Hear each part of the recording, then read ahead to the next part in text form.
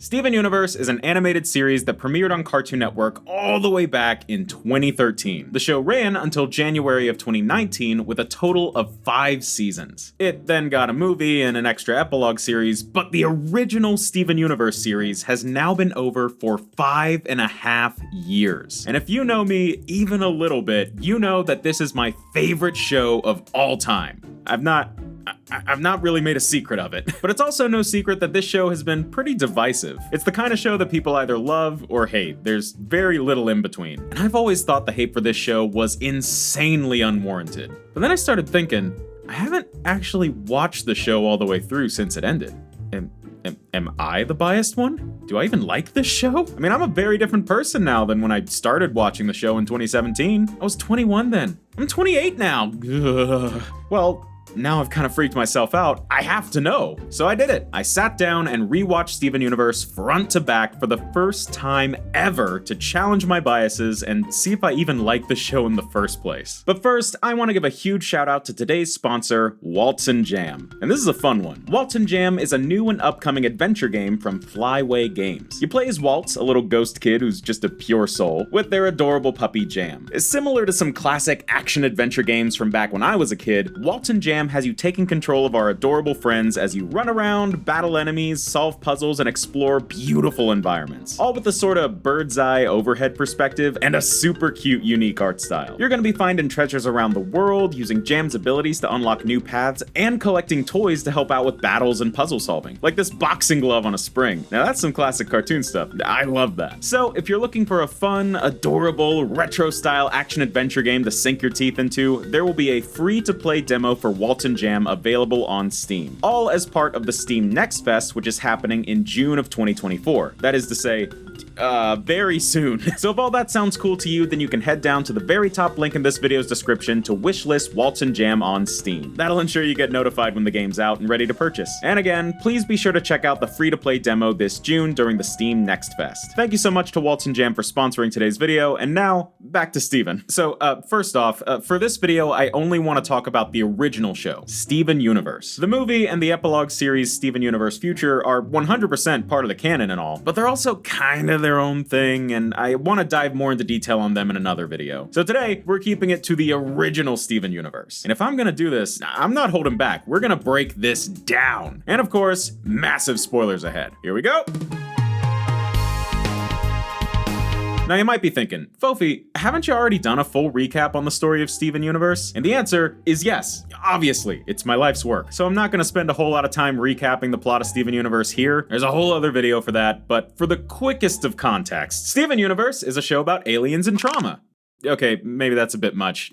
Basics first. Steven Universe is about the Crystal Gems. They're a group of sentient alien rock creatures who protect the Earth. They live in a town called Beach City in this massive temple, and they warp around the world to fight different alien threats. We're talking about Garnet, Amethyst, and Pearl. Each one is a skilled fighter with magical weapons and special powers. And Garnet is actually technically 2 gems fused together, which is something gems can do, by the way. Ruby and Sapphire. And then there's Steven, a 13-year-old fun-loving, half-human, half-alien abomination. Yeah, he's the son of Crystal Gem leader Rose Quartz, who's not around anymore. She gave up her physical form to have Steven, passing her gem onto him. The show then follows the adventures of Steven as he learns to hone his gem powers, make friends, and deal with the fallout of everything his mom did before he was born, all while learning the truth about his past and his family. One of the biggest pieces of the story is this massive gem war that's really only ever talked about. It was a big war over the fate of the Earth that went down way before the events of the show, and was between the leaders of the gem race, the Diamonds, and the Crystal Gem Rebels. The Diamonds wanted to hollow out the Earth and eradicate all its organic life to create a new colony to create more gems, spreading their empire across the stars. Like, you know, colonizers. Not very subtle, I guess, with that one. The Crystal Gems didn't want that, obviously, and to finally stop the fighting, Rose Quartz killed the Diamond who ran the Earth colony, Pink Diamond. Except, and this is the big spoiler here, 3, 2, 1. Rose Quartz was actually Pink Diamond all along. So it was a diamond in disguise rebelling against the other diamonds to save the Earth, faking her own death and starting a new life. And now Steven has Rose's gem, which makes him, technically, a diamond too. And after a series of fights, arguments, and alien invasions, Steven is able to reason with the diamonds, stop the fighting, and usher in a new era of peace. Hooray! Now, in general, I love this story. I think the themes they tackle about family, communication, and trauma are incredibly well done, and very important to be represented in shows for families. And, speaking of representation, one of the more famous things about the show is its LGBT representation. The Gem race is made up exclusively of femme-presenting people, besides Steven, who is boy, which allowed the show to depict a pretty progressive number of same-sex relationships for a family cartoon in the 2010s. Pearl and Rose being the first one we see, but then later on the show actually features a full-on same-sex wedding between the Gems Ruby and Sapphire. It's really cute, and honestly just great to see family shows pushing the envelope for representation and progressiveness. The creators fought for this so hard, and I'm really glad they were able to make it happen. In general, I would say Steven Universe is a show about relationships, but also about communication and trauma. Just about every character is faced with some form of trauma they have to process. And we see a lot of different representations of how people might process difficult issues in their life. Some people completely lash out, some people are very reserved, some people go into complete denial, and others just have to go off and explore and find themselves afterwards. And even though there is plenty of action in the show, the overall message being the importance of honest communication over violence is fantastic, even if it is a little cheesy. I like cheese, what can I tell you? Over the course of the 5 seasons, I think all the twists and reveals are built up pretty well. Seeing Steven grow up and become more mature and aware of his role in all of this is interesting. He starts out very naive, but as the show goes on and he learns all the difficult truths about the Gems and his mom, he's sort of forced to grow up really fast. He's living in his mom's shadow and dealing with an entire race of vengeful aliens who all force Rose's crimes onto him, leading to a pretty inevitable identity crisis and eventual acceptance of who he is. Meanwhile, all the other Gems have their own arcs too. Pearl, who was Pink/Rose's right-hand gem back on their homeworld, fell in love with Rose and never quite got over her. She lived her life for Rose, and without her has had to learn to move on and form an independent identity of her own. Amethyst, the more immature of the trio at the start of the show, never quite felt like she fit in anywhere. Come to find out that she was technically made quote-unquote wrong. She was born late and came out half the size of other Amethyst Gems. She always felt like she had to prove herself, and by the end of the show, she gains a much more rock-solid confidence in who she is and what she's meant to do. And Garnet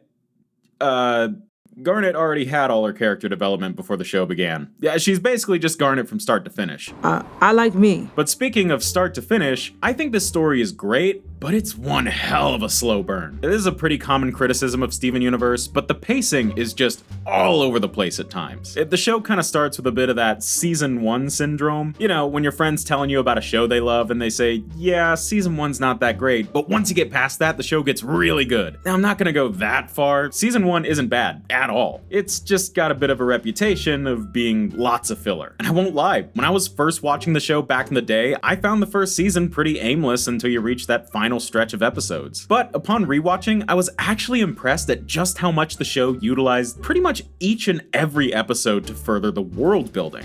Even if there isn't much of a moment-to-moment story arc taking place, just about every episode is providing a new bit of insight into the history of the Gems, or a new development in Steven's powers, or a new character for Steven to bounce off of, or, most notably, foreshadowing events that literally won't take place for years after the original episodes premiered. Like, okay, this might seem like a totally random episode where Garnet gets addicted to Meat Beat Mania. How the hell did they get away with that name? But it's also one of the first times we see that Garnet has 3 eyes, and is a major piece of foreshadowing to the eventual reveal that she has the power to see the future, which itself is a bit of foreshadowing to Garnet being revealed as a fusion. And okay, this might seem like a pointless episode about Steven accidentally creating a race of watermelon clones of himself, but this is shockingly a huge setup that will become relevant in multiple seasons for the rest of the show. People called a lot of this stuff filler back in the day, and still kinda do now, but I really don't think that's fair. Now, obviously that's a pretty easy thing to say in retrospect. We got the full story and context now, so of course we can look back and notice things we missed. That doesn't really change the fact that on a first watch through, the show does feel kinda aimless sometimes.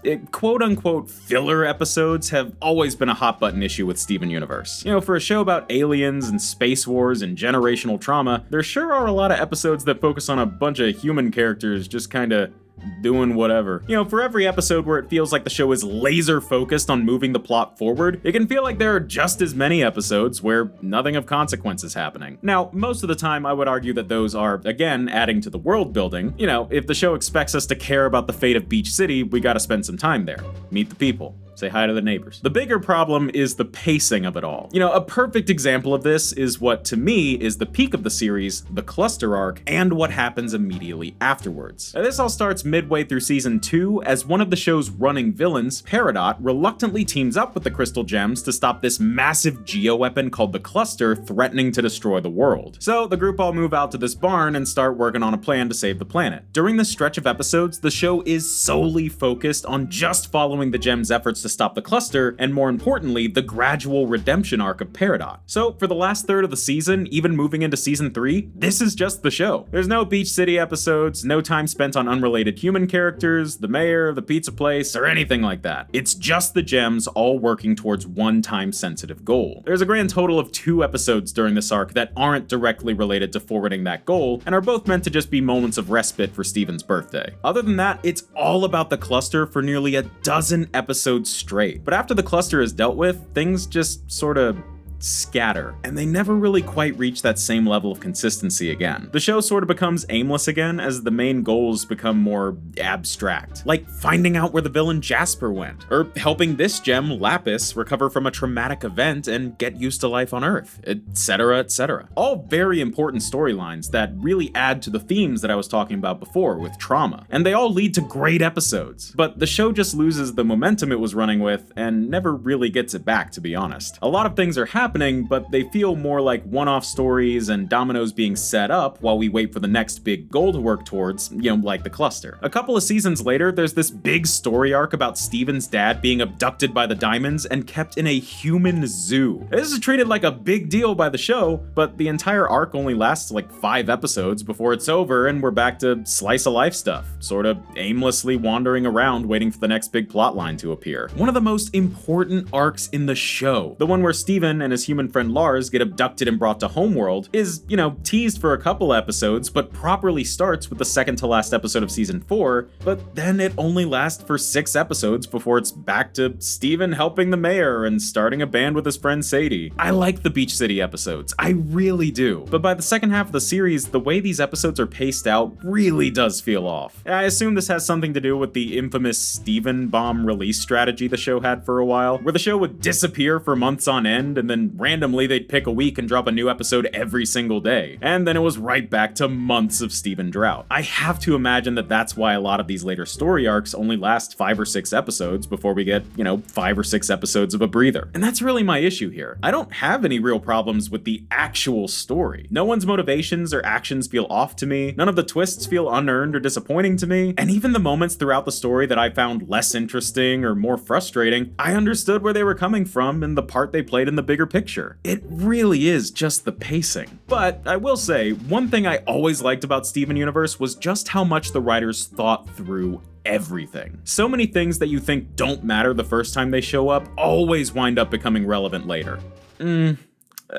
Okay, actually, you know what? That might be a problem I do have with the show. Sometimes this obsession with continuity and laying the dominoes early gets stretched a little far. Is it cool when the popular kid Buck Dewey asks Steven's dad to give him guitar lessons in season 1, and then by season 5 we see him playing in Sadie's band? Yeah, it's cute. And is it cute that the t-shirt cannon Steven finds in episode 2 reappears in that same later episode when Steven assassinates the president? Of course! That's a real thing, by the way. That's a scene from Steven Universe. They say the show's non-violent. But when you're reaching the end of season 4 and this massive plot development relies entirely on the viewers remembering one scene from season 1 where Steven talked to Peridot on Zoom, I think things are getting a little ridiculous. It's clever, I guess, but even on a rewatch, when I got to this point in the show, I genuinely couldn't remember what episode they were calling back to for the life of me. It just feels like maybe they were trying a little too hard. But, overall, aside from a few minor annoyances and some pacing issues, I think the story Steven Universe attempted to tell was really well done and clearly very well planned out to the tiniest detail. And even some of the things that feel like issues on a first watch are given some extra sense and context with a rewatch. Okay, if it's not obvious by this thing you see on your screen right now, hi, yes, right here, I'm a pretty big fan of Steven Universe's art style. I've always been a big fan of bright, cool tone pastel colors, blue, pinks, greens, purples, the like. So the look of this show appealed to me right away. I mean, look at my shoes. You're telling me you'd see me walking down the street in these gushers and not assume I'm a Steven Universe fan? Come on. Overall, I think this show just looks like what I want a cartoon to look like. Bright, colorful, cute, and simple, but always with the chance to surprise you with some absolutely stunning visuals when it wants. I love the small details, like the kind of crayon or maybe charcoal style line detailing in the backgrounds. And the settings can range from super detailed and fully realized fantasy worlds that make you just want to deep dive into the lore of the place, all the way to just gorgeous abstract art with fantastic color choices. And the animation itself, most of the time, is pretty good. Yeah, obviously, even among the most popular and successful animated shows, you're not likely to get the kind of intensely detailed fluid animation you'd expect to see in like a Disney movie or something. They got budgets. So for the kind of show it is, the animation in Steven Universe works perfectly, and the people who made it really knew exactly how to play with it. They're able to tailor the animation styles to the tone of the show perfectly. They don't always stick exactly on model, and I think it actually adds to the charm. When the show's being goofy and stupid, the drawings get more exaggerated and wacky, but when a fight breaks out, the movement can get more solid and rigid, and the fights get the weight that they need to feel impactful. And of course, when things get more dramatic, the characters are reined in and more on model, but then the animators get to flex the friggin' gloopiest crying animation in the industry. Seriously, this show has probably the most intense way of drawing tears that I've ever seen, and they use it a lot. A perfect example of this show's art and animation being in top form is the first episode I ever saw, and one of my favorites, The Answer. This is the episode where we finally get Garnet's backstory in full, and it's just a visually stunning piece of TV. It's the show really firing on all cylinders. Music, visuals, story, and characters all basically at a peak, with that extra dash of lore and world building that I know you guys love. Now, a lot of what I've complimented the show on here is pretty obvious, right? I mean, yeah, it's a cartoon made by professionals. Of course it's gonna be bright and colorful and cute. Well, I bring this up to highlight the fact that there was almost a world where this wasn't the case. Have you ever seen the Steven Universe pilot? Yeah, it looked like this, and I am not a fan. It's darker, heavier shadows, the characters have more realistic proportions and just different designs altogether. I don't know. If the whole show had looked like this, I don't know if I'd have clicked with it the same way. I mean, even in season 1, the drawings can be off. Not bad at all, but definitely a little goofy at times. I already mentioned that the show can take things off model sometimes, but in season 1, it's kind of all the time. Personally, that doesn't really bother me, but it is just another thing that kind of adds to the slightly awkward clunkiness of season 1. It's not really until season 2 that I think the show really nails its art style. Characters get cuter, more compact, we start getting some greater variety in the settings and atmosphere, and then by season 4, we're getting imagery like this. In my opinion, the show visually started out a little rough around the edges, got pretty good, and then just improved and improved and improved by the end. And to my taste, is just what I like a modern cartoon to look like. Don't get me wrong, I love seeing the wide variety of art styles you can find across the world of animation. But I don't know, sometimes you just find a style that's comfortable for you, and this is that for me.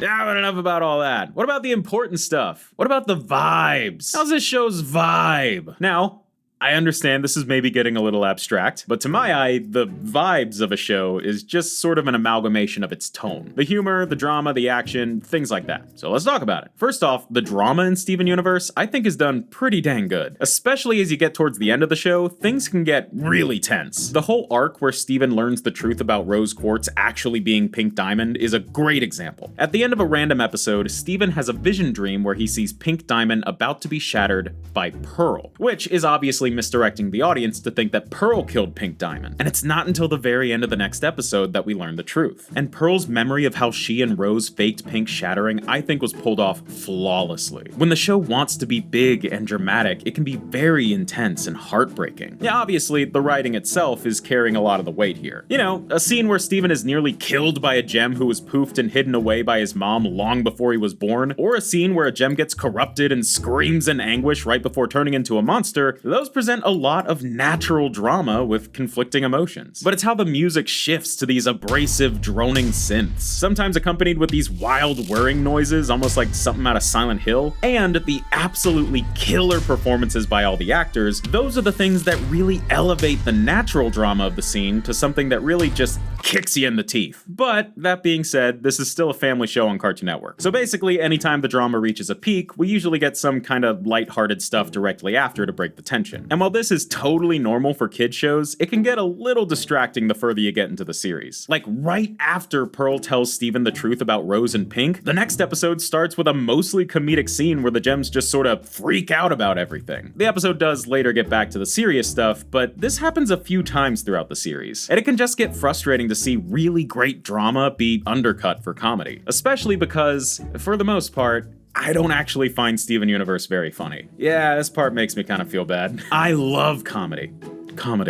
I'm saying it like Bo Burnham. The vast majority of my favorite cartoons in existence, I love because of how unique or effective or witty their humor is. And so for my favorite show to leave me cold when it comes to the comedy is just such a bummer. Now don't get me wrong, Steven Universe isn't unfunny. Big difference there. A show being unfunny is a lot worse. That's when a show's failing every attempt at humor so bad that it's annoying or embarrassing. Steven Universe isn't unfunny, it's just not very funny to me. Yeah, there are a few scattered jokes that really do hit for me, most of which are either one-off lines that subverted my expectations, or later in the series, jokes that sort of play off the amount of development we've seen the characters go through. Which, at that point, it's basically more like a random inside joke than anything else. But for the most part, when Steven Universe tries to be funny, I just tend to feel indifferent. At best, really. At worst, it can be pretty awkward and a little cringy. However, I will say, one of the funniest episodes of the show is, unfortunately, an episode that should have literally never existed.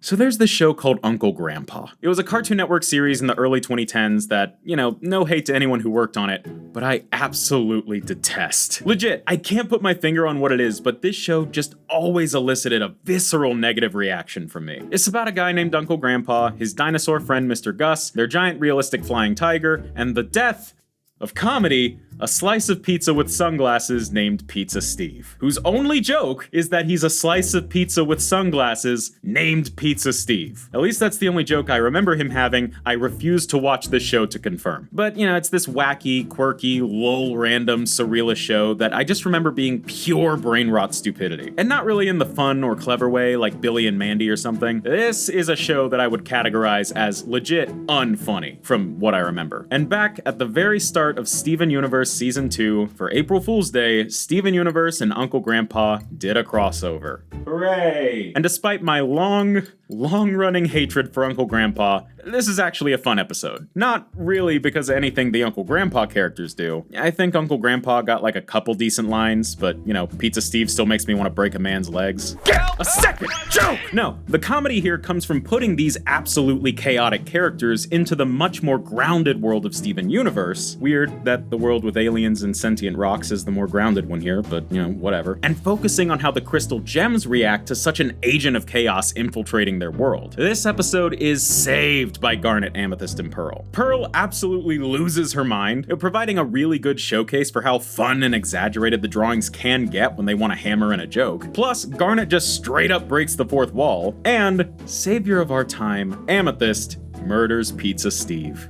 Amen. In my opinion, there was no reason for this episode to exist, but it showed that when Steven Universe chose to focus on pure comedy, it can work really well, even in the face of true adversity. But overall, the show doesn't focus purely on comedy, and of the many elements at play in Steven Universe, I think the humor tends to be the weakest. And before I move on, I want to talk about one more element to this show's vibes that I genuinely did not expect to talk about in regards to Steven Universe: horror. Okay, so, is Steven Universe scary? No. But are there some scenes that are way more creepy and disturbing than you'd ever expect from a show like this? Absolutely. I first noticed this in the episode Too Many Birthdays, where Steven nearly dies from a weird gem power side effect that ages him rapidly and uncontrollably. This is treated so seriously. This shot from Steven's perspective as he's wheezing, his vision's going blurry, and his hearing fades, all while the gems just panic, this was genuinely so unsettling. And there's there's way more moments like this than I remembered. Like when Steven and Garnet first discover the experimental gem mutants, these things were the homeworld's attempts at a forced artificial gem fusion. Pieces of gems broken apart, stitched together, and forced to form. But what resulted were these monstrous mutant crimes against nature. And when Garnet first sees them, she is genuinely horrified to the point that she nearly falls apart and lets her and Steven get killed. For a kid's show, this is bordering on body horror. It's genuinely pretty intense for a show like this, and it's pulled off so well. It's genuinely impressive. So overall, the vibes are good. Pretty good. But arguably, one of the most famous things about Steven Universe is, of course, the music. Rebecca Sugar, the creator of Steven Universe, is a fantastic songwriter, and the show had some equally amazing musicians writing the score. I always loved how synthetic and, 8-bit chiptune video game driven the music in this show is. It's a pretty instantly iconic sound at this point. But what I really want to talk about here are the actual songs in the show, the musical numbers. Yeah, if you're not aware, Steven Universe is also occasionally a musical. The songs make up some of the show's most iconic moments, and there's enough of them to make up multiple soundtrack compilation albums. But in general, I'm actually pretty mixed about most of the show's songs. Especially in the early seasons, the songs in Steven Universe can be pretty rough. I mean, okay, they're fun and usually really cute moments in the show, but as just standalone songs, I don't think I would ever go out of my way to listen to them. And unfortunately, most of that has to do with this guy, Greg Universe. Yeah, a lot of early Steven Universe songs are sung by Steven's dad. And even his voice actor, Tom Sharpling, will tell ya, dude can't sing. He is a fantastic voice actor. Dude can't sing. The rest of the cast, though, have really great voices. I mean, Pearl and Garnet are voiced by professional singers. But, aside from a few tracks, the non-Greg songs in the early seasons are still kind of forgettable most of the time. Except Giant Woman. Giant Woman's the show's first classic. Everyone loves Giant Woman. And Stronger, Garnet's big number from the season 1 finale. Those are the two. But for the most part, I don't feel like the songs really clicked for me until season 3 with the episode Mr. Greg. This is a one-off episode that is a full-fledged musical front to back with like 5 or 6 songs. And it just feels like a switch was flipped here, and the songs, their writing, their performance, and their production are all just taken way more seriously. And all for the better too. Pearl's big song, It's Over, Isn't It, is a series highlight, and the first time the show's songs really hit for me. It's a Broadway level ballad about Pearl's heartbreak over Steven's mom. And Dee Dee Magno-Hall's performance is so controlled and emotional. The instrumental is lush, and the visuals are just stunning. This is actually a perfect example of how well the show handles its drama, even in quieter moments. This whole episode is great, but I think this one song just single-handedly raised the bar for all Steven Universe songs to follow. After this, we got real gems like Here Comes a Thought, That Distant Shore, the song from Ruby and Sapphire's wedding, Escapism, Familiar, just so many songs that are genuinely fantastic. But yeah, unfortunately, there's still a lot of songs in the second half of the show that I really could have done without. For some reason, the show really started focusing on that one character, Sadie's new band, Sadie Killer and the Suspects. They're a gimmicky horror rock band whose songs I just never really liked. But the show got real hyper-focused on them for a little while, so there's a decent amount of that, unfortunately. And then, yeah, I feel like this might be a controversial take, but I really don't like Yellow Diamond's song, What's the Use of Feeling Blue? Look, Yellow Diamond's voice actor, Patti LuPone, is inarguably a Broadway legend. And I can tell that there is a solid bittersweet villain song in here, but the final product, to my ear, is just a mess, dude. The beat never quite feels steady, the instrumentation is weirdly abrasive, the lead vocals feel a little too freeform, and the backing vocals just don't feel in sync. All of which leads to this song feeling directionless, clunky, and all over the place. I'm not really sure what the fan consensus is on this song, but honestly, it's one of my least favorites. I don't know, maybe I'm weird, but overall, the songs in Steven Universe, while a classic part of the series, are mostly just okay to me. There are some real bright spots in there that I do think justify the rest, but I could take or leave like 60% of the songs in the original series. Now, the music in the movie and the future series are a completely different story that I will get to another day.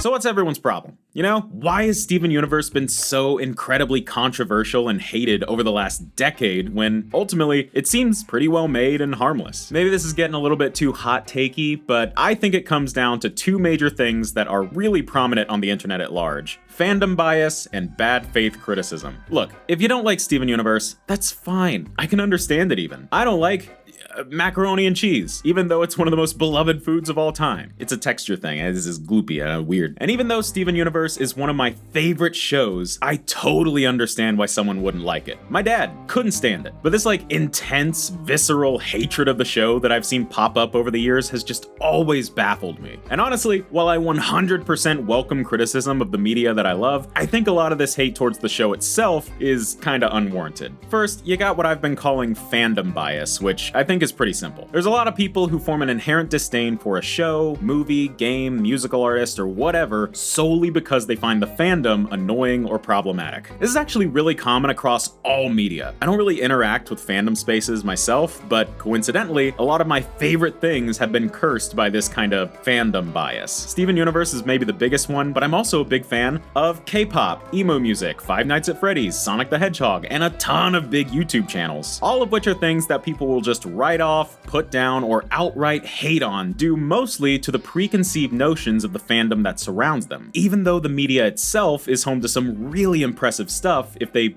just looked for it. Even if they still didn't like it, I guarantee they'd find more to appreciate about it by actually giving it a chance instead of just saying, "What, Steven Universe? Isn't that show with all the annoying fans?" No, I'm not watching that. And there is some bad in the Steven Universe fan base. I'm not gonna deny that. Intense, awful, inexcusable bad. But that is not a story for today, and it's also not the show's fault. Look, every fandom has toxic stuff. Every fandom can be toxic. You'd be shocked at just how much toxicity and drama there is in the dang Pokemon card fandom. It's everywhere, not just in Steven Universe. And I don't think it's fair to write off an entire show because of the worst of its fan base. But the other thing that I think makes up a lot of Steven Universe's backlash comes from bad faith criticism. Now, like I said, I welcome critique of the media that I like. Steven Universe ain't perfect. And as I've outlined in this video, some of the more prominent criticisms of the show are pretty legit, like the pacing of the filler episodes and the release schedule and things like that. But I've seen a lot of criticism online for things like the art. For example, some people really seem to get upset at how Steven Universe characters aren't always on model.